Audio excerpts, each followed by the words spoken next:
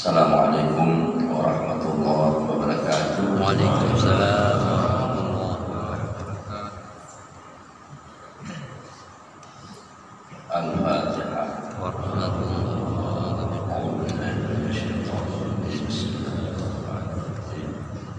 Alhamdulillahirabbil alamin.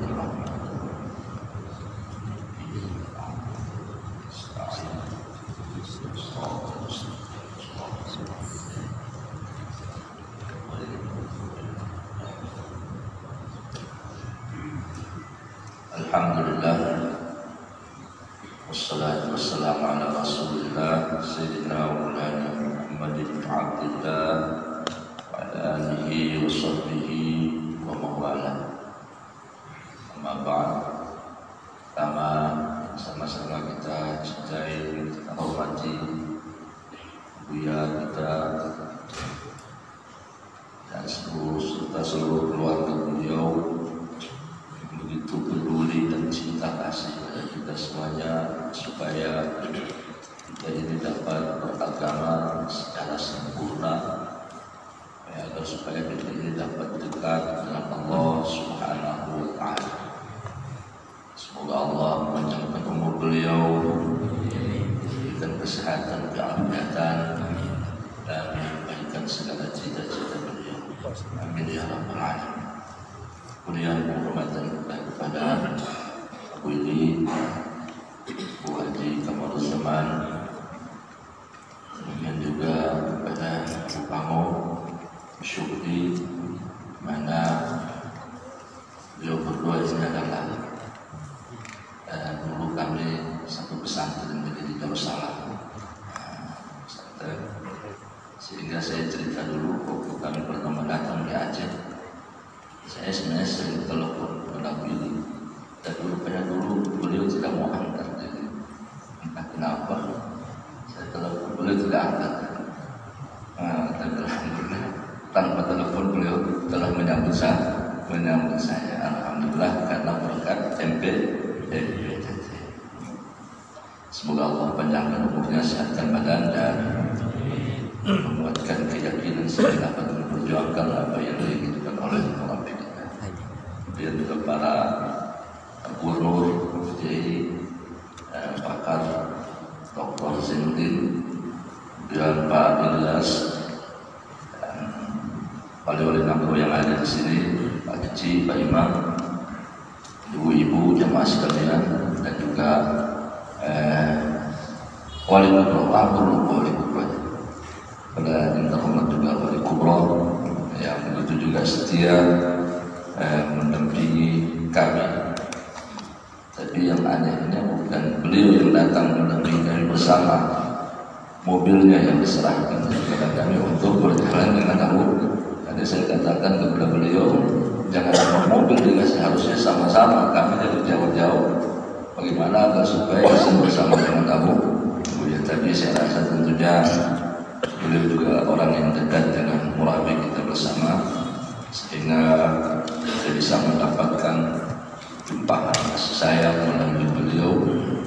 Dan tentunya kita semuanya berharap agar supaya kita anggota majelis tauhid tasawuf ini benar-benar menjadi murid yang tidak mengecewakan, menjadi murid yang senantiasa disenangi oleh beliau, tidak membuat susah, tidak membuat kita menjadi menyusahkan.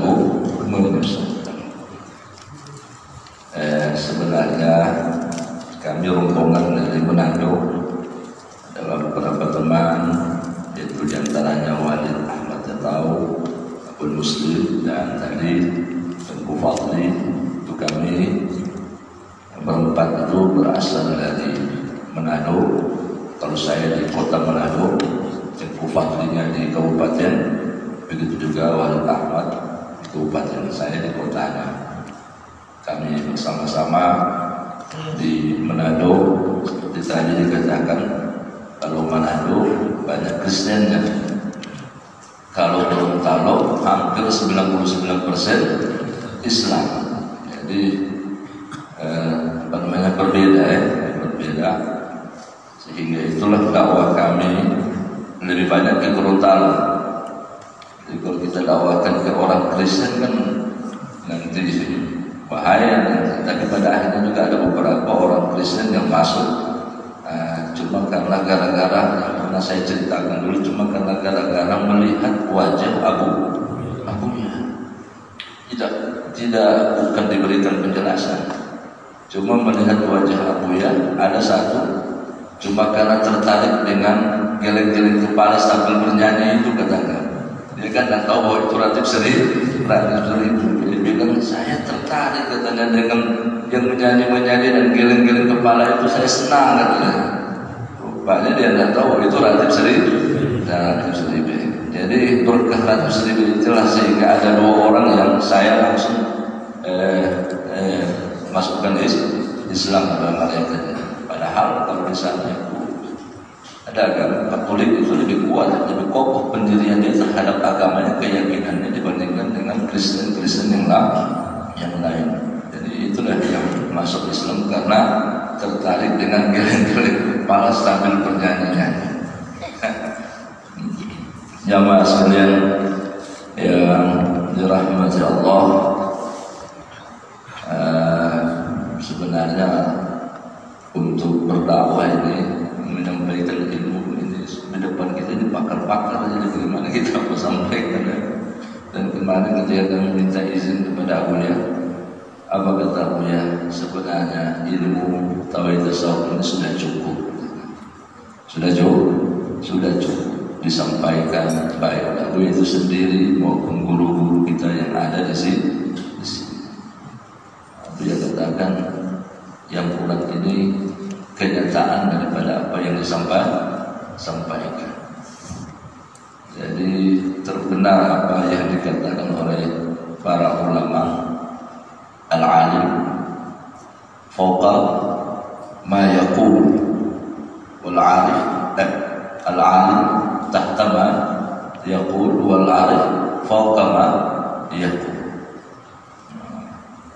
Orang alim itu kalau dia berbicara luar biasa, pokoknya di atas apa yang dia sampaikan. Tapi kalau orang alim, pokoknya di atas apa yang disampaikan. Tapi kalau orang alim itu di bawah apa yang dia sampaikan. Kadang-kadang malu juga gitu ya. Kita ini harus bertauhid tasawuf. Tauhid tasawuf itu cahaya Allah yang datang ke dalam batin yang bersih dari sambutan selain Allah, cahaya asma dan sifat. Jadi kalau dengar pembicaraannya luar biasa, jadi kan, apalagi tauhid sufi, hilang wujud selain Allah, yang ada hanya Allah. Mendapatkan Allah setelah fana dan baka. Jadi kata-kata ini luar biasa. Tapi kalau model-model kita yang menyampaikan rasanya malu lah kita dengan para wali-wali oleh Allah. Maksudnya berbicara sesuatu yang belum ada pada kita. Cuma karena seperti Abi Kamaru Abu Bangun, jadi sebenarnya kami sama-sama kami ini sebenarnya cuma diperintahkan untuk menyampaikan. Sebenarnya barangnya tidak ada pada kami. Bagaimana bisa menarik orang, tetapi barangnya tidak ada? Berarti ini kan lebih banyak bohong ya daripada kenyataan. Cuma karena kita ta'zim dan patuh kepada guru, kepada Abuya, karena Abuya menyuruh menyampaikan kepada pakar, pada abu-abu kita ini agar supaya dapat menyampaikan tauhid tasawuf di mana saja berada. Nanti ruhnya itu kita serahkan kepada Abu.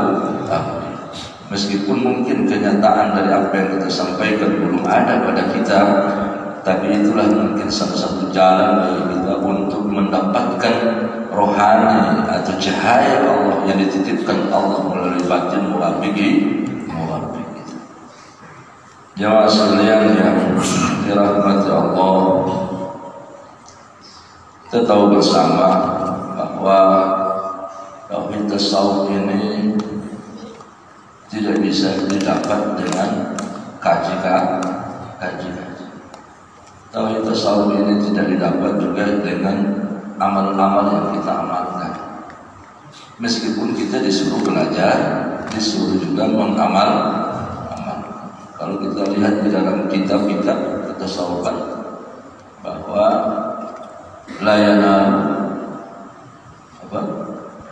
hadzal ilm min qil wa qal atau min waraqatil kitab, tidak dapat, kita tidak akan capai ilmu ini dengan kata-kata atau dari lembaran-lembaran, akan tetapi yukhazu al-ilmu nafi yukhadu fi suduri rijal, min suduri rijal.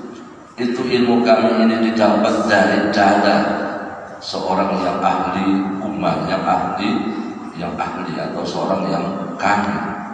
Artinya di sini bahwa ilmu ketasawufan kesudahan atau ilmu tauhid tasawuf itu didapat dari dada seorang syekh, bukan didapat dari perkataan, bukan didapat dari tulisan, bukan didapat dari amalan, tetapi didapat dari limpahan. Makanya ini dikatakan ilmu waras, ilmu warisan, ilmu pewarisan atau fuyudah, ilmu pelimpahan. Cuma tentunya dasar mendapatkan pelimpahan yaitu tentunya dengan jalan mendekati, dekat. Sebenarnya pada ini saat kami dari Manado dibandingkan dengan Aceh ini, sebenarnya kami agak iri juga ya. Artinya kami banyak kalau datang kemari untuk mendapatkan untuk pergi ke Abu ya perlu biaya yang luar biasa bayarnya. Tapi kalau dari Banda Aceh paling 100.000, 200.000 sudah sampai di Abu ya kan? Artinya karena memang ilmu ini tak bisa didapat selain daripada suhbah. Wallahi ma'aflah man aflah illa bisuhbati man itu dalam kitab kita kalau kita merujuk dalam kitab kita. Demi Allah tidak akan kalian dapati kemuliaan maksudnya kebersamaan, ma'rifat kita kepada Allah tidak akan kita dapati kecuali bisuhbati, bersahabat dengan orang yang kenal. Tujuan kita hidup ini tentunya liya'budun ay liya'rifun supaya kita dapat bermakrifat dengan Allah. Makrifat dengan Allah artinya supaya kita dapat Allah berarti selain Allah hilang, selain Allah hancur, fana. Selain Allah berarti bakal kita dengan Allah. Ini tujuan beragama, tujuan hidup kita. Kita tidak akan pernah mendapatkan makrifat sebagai tujuan hidup, tujuan beragama kalau kita tidak ada orang yang mendapatkan itu. Maka oleh karena itu di dalam ungkapan-ungkapan para ulama bahkan di dalam hadis kun ma'allah wa illam takun fakun ma'allah. Jadilah kamu beserta Allah, kalau tidak beserta orang yang beserta Allah. Sebenarnya untuk mendapatkan Allah dengan kita mendapatkan seorang mursyid, seorang murabbi, seorang insan yang kamil, berarti kita telah mendapatkan Allah. Dan tentunya kita yakin bahwa murabbi itu adalah orang yang telah ada Allah atau telah mendapatkan Allah, atau orang yang telah bermakrifat dengan tauhid yang hakiki, tauhid irfan. Kita yakin betul. Cuma pertanyaan pada kita, apakah kita telah mendapatkan mursyid atau tidak? Syarat mendapatkan Allah baik kita berarti mendapatkan seorang mursyid yang kamil, dan kita yakin bahwa mursyid yang kamil pada kita adalah Abu. Pertanyaannya pada kita, sudahkah kita mendapatkan Abu ya? Pakar yang jawab lagi. Pakar gimana?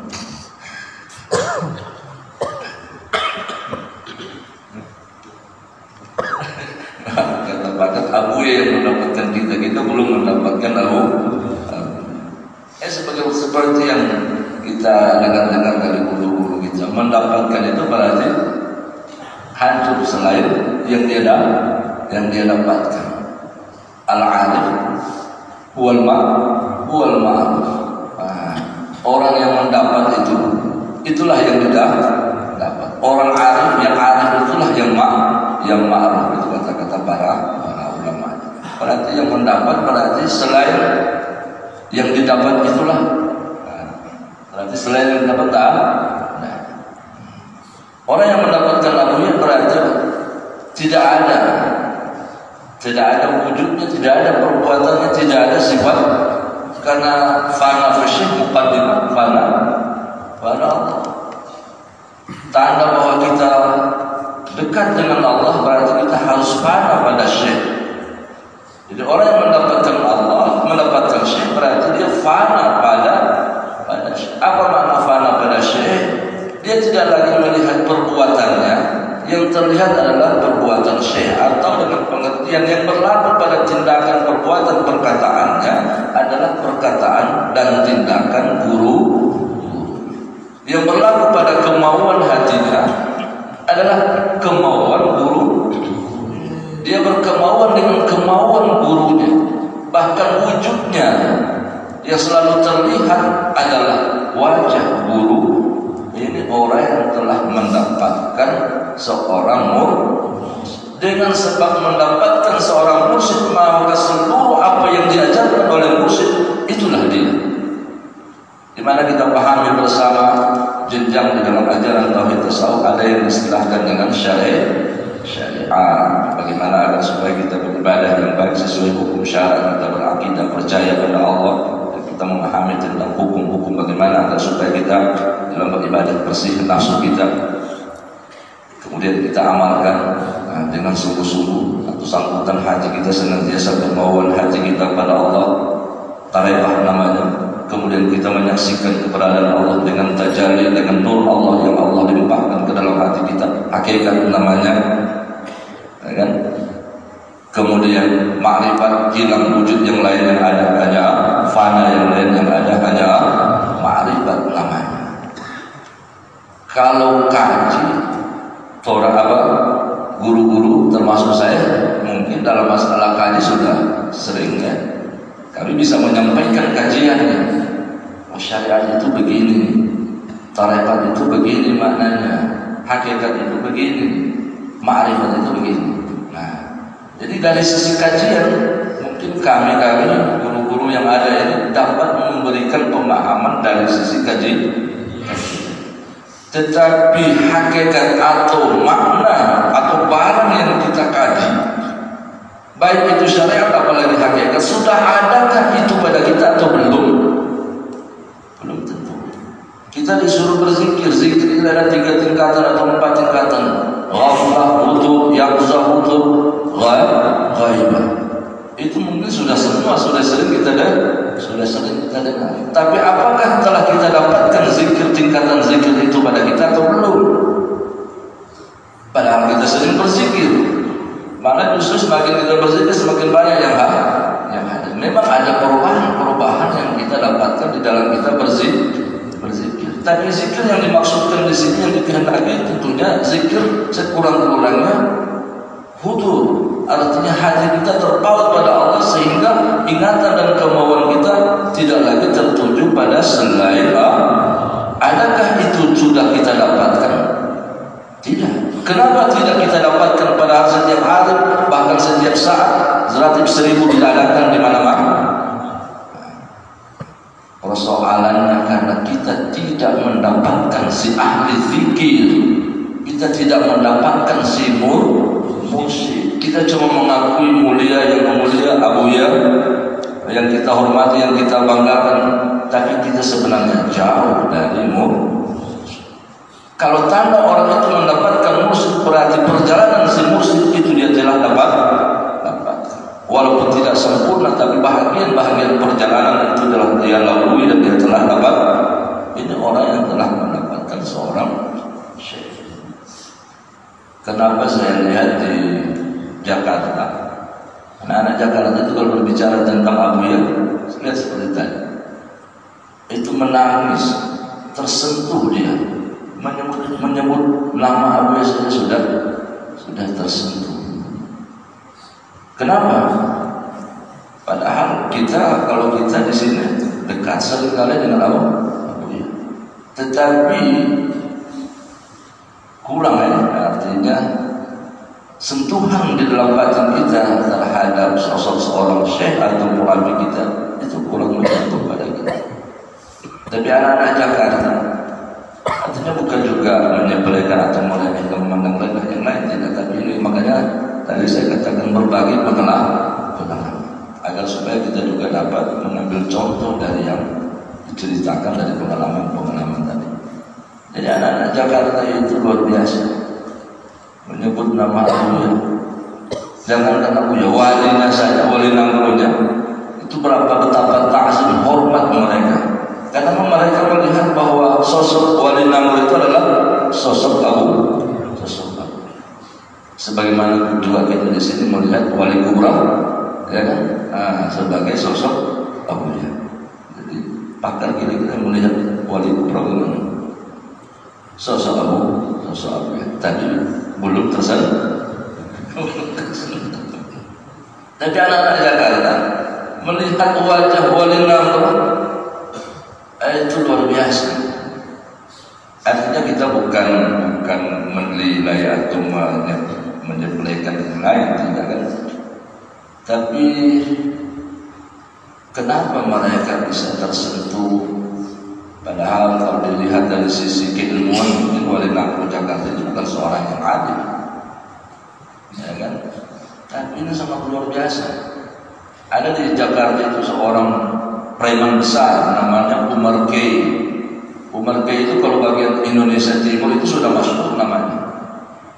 Kalau di Jakarta itu disebut Umar K sudah tahu seorang preman, raja preman di Jakarta itu namanya Umar K. Jadi ketika bertemu dengan wali itu menangis luar biasa itu. Padahal namanya kumpul besar sudah 54 orang, katanya salah dia pun. 54 orang dia pun.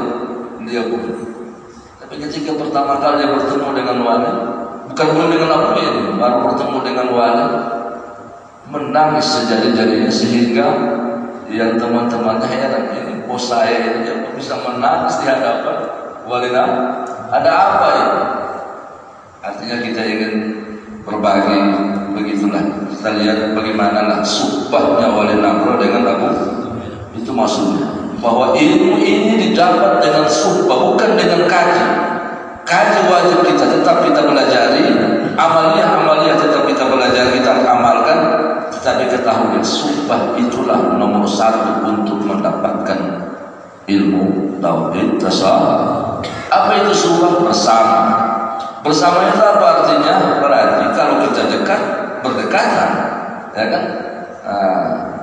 Nanti jangan Abu Ya datang baru kita bersama.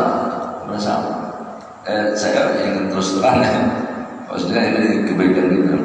Kalau kami di Manado datang Abu Ya itu, seberapa lama Abu Ya datang kami tidak pernah berpisah sedikit pun dengan Abu Ya. Jadi kalau kita di sini apa begitu?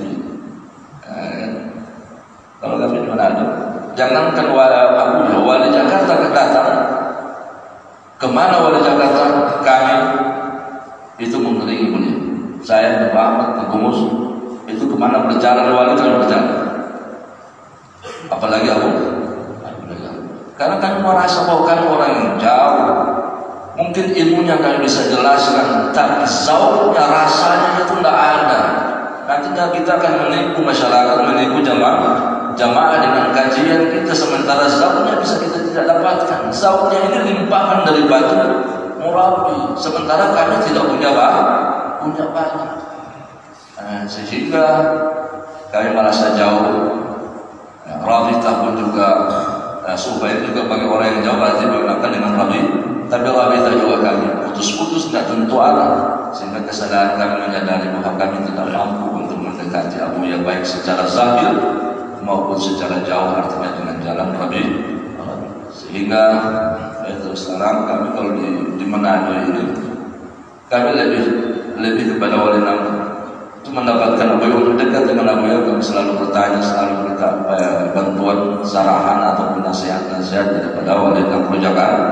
Karena kami merasa bahwa beliau adalah orang yang dekat dan itu Abuya sendiri mengatakan yang mendapatkan Abuya dari seluruh yang ada hanya wali nama.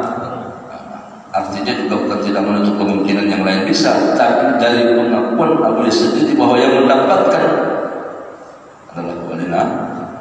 Sehingga kami begitu ta'zim, karena itulah tadi kami merasa tidak pantas atau belum pantas untuk dekat dengan seorang, dengan murabi kita, sehingga kita perlu wasilah juga untuk mendekati murabi. Kami bisa bertemu dengan Abuya, bisa berjalan ke sana kemari karena ada wali nama. Artinya sekali lagi bahwa tauhid tasawuf kita perlu pahami syariatnya bagaimana, tarekatnya bagaimana. Tapi sebenarnya syariat tarekat hakikat itu adalah syariat tarekat hakikat guru. Syariat guru, tarekat guru, hakikat guru. Karena guru yang kamil berarti pewarisan daripada baginda Rasul. Berarti syariat Nabi itu adalah syariat dia. Tarekat Nabi itulah tarekat dia. Hakikat Nabi adalah ada pada dia. Nah, syariat tarekat hakikat yang seringkali kita bicarakan ini berarti barangnya ada pada murabi. Barangnya pada murabi tidak ada pada kita. Kita cukup kaji, tahu hebat menyampaikan, tetapi untuk mendapatkan barang itu tentunya ada pada beliau ini baru bisa didapat dengan jalan kita berdekatan supaya artinya berarti tidak pernah berpisah, sehingga kedekatan itulah melimpah apa yang ada di dalam batin. Cuma supaya kita tahu bagaimana berkhidmat. Makanya dua suhbah dan khidmat ini adalah dua syarat utama untuk mendapatkan ajaran tauhid tasawuf. Khidmat ini artinya melayani. Melayani ini berarti melayani maksud yang dikehendaki daripada orang yang kita kawan, yang kita suka. Apa yang diinginkan oleh beliau seorang murabi, tentunya kita yakin bersama, tentunya menginginkan agar supaya kita ini senantiasa taat pada Allah, senantiasa selalu kita menjaga, menghormatkan waktu, tidak melakukan maksiat kepada Allah. Itu yang diinginkan pada kita. Perkataan dan perbuatan kita hendaknya senantiasa selalu yang baik-baik. Perkataan perbuatan yang baik juga harus dengan dasar ikhlas, tidak menuntut imbalan, tidak menuntut pujian. Ini yang harusnya kita latih pada kita. Jadi kita menjaga bagaimana perkataan perbuatan kita, kasat niat kita senantiasa selalu ikhlas. Artinya dalam melakukan apa saja kita latih. Jadi kita ini cuma sekedar melatih. Kapan nanti baru bisa menjadi kenyataan? Kalau itu ditimpahkan ke dalam batin kita. Jadi kita ini melatih berzikir la ilaha illallah. Ini sebenarnya bentuk latih, belum berzikir kita yang sebenarnya. Artinya bisa kita lihat pada diri kita masing-masing ketika kita berzikir la ilaha illallah macam-macam. Walaupun mungkin sudah mulai ada, tetapi sebenarnya lebih banyak ingatan pada yang lain. Tapi tetap kita latih. Jadi kita melatih ini untuk mendapatkan limpahan nur zikir yang ada di dalam batin beliau. Inilah la ilaha illallah, la ilaha. Pokoknya gerakan lidah, goyangkan kepala. Tentang dalil dan segala macam itu bukan urusan kita, karena tujuan kita bukan untuk berdalil dan kita ingin mendekat dengan Allah. La ilaha illallah. Tapi kapan itu la ilaha illallah baru menjadi zikir yang utuh? Ketika cahaya ilahiyah yang ada pada batin syekh itu melimpah ke dalam batin kita, barulah zikir kita namanya zikir Sebenarnya mudah dalam tauhid tasawuf ini, patuh saja kita, ikuti saja. Nanti kapan melimpahkan, ya kan? Kita ini menjalani apa yang diperintahkan oleh guru, ya kan? Sambil menanti-nanti, ya kadang diberikan. Makanya tidak beda antara orang lama dan orang baru, antara pakar dan bukan pakar, antara gubernur dan bukan gubernur, karena semuanya Semua ini sama pada kita. Kita tidak punya barang. Kita menjalani seluruh apa yang disuruh oleh murabi kita demi untuk mendapatkan, menanti pelimpahan. Kapan dilimpahkan pada kita? Kadang-kadang pelimpahan itu kepada orang yang masih kecil, yang anak-anak. Seperti kan kejadian banyak lah cerita-cerita para wali Allah, para ahli suluk ya. Bagaimana si Adam Lawi mendapatkan pelimpahan dari gurunya pada ketika dia masih masa waktu kecil, di mana guru-gurunya, murid-murid daripada Pak Syekh Abdullah itu luar biasa, murid-muridnya ribuan, tapi tidak ada satupun yang mendapatkan itu, yang melimpah kepada seorang anak kecil yang ada di India. Artinya berarti di sini menunjukkan bahwa pelimpahan itu adalah hak Allah atau hak daripada seorang murabi yang patut bagi kita jalani apa yang menjadi perintah yang dia perintahkan pada kita, berkasih sayang. Meskipun kasih sayang itu bukan sifat kita, hendaknya kita sebagai murid bagaimana agar supaya tidak melihat kekurangan teman, senantiasa selalu memberikan yang baik. Ini bentuk latihan-latihan yang kita berikan agar supaya ketika seorang guru itu tentunya seorang arif billah, dia berhak dia melihat kesiapan kita ketika kita telah melatih ini. Nanti ketika itu suatu saat dia akan melimpahkan apa yang ada di dalam dadahnya. Dan ketahuilah, kalau kita lihat di dalam kitab-kitab, andai pun itu tidak kita dapatkan di dunia ini, di alam kubur insyaallah tetap tarbiyah boleh itu akan berlaku pada kita. Tetapi tentunya sekali lagi kita jangan sampai menjadi murid yang durhaka, yang tidak menyenangkan guru. Kemarin kami sampai sempat menangis. Ada kata Buya seseorang, tidak saya sebutkan namanya, kata beliau itu adalah murid durhaka. Kalau sudah sampai keluar kata-kata yang demikian oleh guru, oleh Buya, bahwa kita ini murid yang durhaka, ini tidak ada lagi kebahagiaan. Itu berarti bahaya atau mudarat atau sesuatu hal yang sangat yang tidak kita ingin. Janganlah sampai Banda Aceh itu sudah sendiri, terlalu banyak masalah umpamanya. Sebab ada kata-kata begitu yang keluar adalah urus mereka sendiri. Tidak perlu kita lagi perhatikan. Kalau sudah sampai begitu berarti sebenarnya tanda bahaya untuk kita, meskipun kita sadari bersama guru kita, murabi kita bukan orang yang demikian, tetapi hendaknya kita juga perlu khawatir, perlu takut, perlu was-was dengan pengertian senantiasa selalu kita bermohon agar supaya jangan sampai saya menjadi murid yang tidak diakui bahkan dimurkai oleh murabi. Karena itulah apa yang beliau perintahkan, apa yang beliau suruh pada kita latih-latih. Gimana kita melatih perkataan, perbuatan yang baik, melatih hati agar supaya senantiasa mengingat Allah, walaupun kesemuanya itu tidak menjadi kenyataan pada diri kita. Senantiasa selalu kita bermohon, ya Allah, dengan keberkahan guru ini, seperti yang kita sering baca di dalam tawajuh, ya Allah, dengan keberkahan guru yang dilimpahkanlah cahaya makrifat ke dalam hatiku. Meskipun kita sadari bersama bahwa saya dan mungkin teman-teman yang lain, orang yang tidak wajar untuk mendapatkan makrifat karena perkataan kita belum benar, karena senantiasa selalu timbul kedengkian, kesombongan dalam hati kita, sehingga kita merasa malu menjadi murid dari murabi kita. Tapi tetap kita berusaha, tetap kita bercita-cita agar supaya kekotoran yang ada pada diri kita, baik tabiat nafsu kita, baik sifat-sifat yang jelek yang ada pada diri kita berusaha bermohon pada Allah agar supaya Allah angkat segala kekurangan pada kita, sehingga mudah bagi guru kita untuk mendidik kita, tidak menjadi murid yang menyusahkan guru. Kira-kira ini saja penyampaian saya dari kami. Mohon maaf sekali lagi, kami bukan menggurui, cuma sekadar berbagi pengalaman, berbagi apa yang telah kami dapatkan dari bimbingan murabi kita, agar supaya kita dapatlah bersama-sama berjalan di bawah bimbingan, di bawah nasihat, di bawah arahan daripada murabi kita. Mohon maaf sekali lagi pada abu-abu kita yang ada di sini.